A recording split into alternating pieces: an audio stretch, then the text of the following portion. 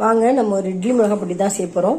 அது பார்த்தீங்கன்னா கடலைப்பருப்பு ஒரு கப்பு உளுத்தம்பருப்பு, ஒரு ஸ்பூன் அளவுக்கு, ஒரு சின்ன ஸ்பூனில் ஒரு ஸ்பூன் அளவுக்கு பெருங்காயம், ஒரு கைப்பிடி கருவேப்பிலை, ஒரு 3 பல்லு பூண்டு, ஒரு 10 காஞ்ச மிளகாய். இது எல்லாத்தையும் நம்ம தனித்தனியாக வறுத்துப்போம். வறுத்து எடுத்துட்டு பொடி பண்ண வேண்டியதான். சூப்பரான இட்லி பொடி சுவையாக கருவேப்பிலை மணத்தோடு நம்ம கடிச்சிடுங்க.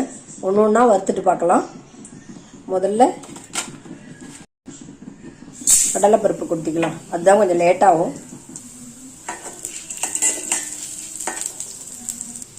நம்ம எல்லா பொருளையும் போட்டுக்கலாம். இது கொஞ்சம் ஆறினோடனே நம்ம பொடி பண்ணிடலாம்.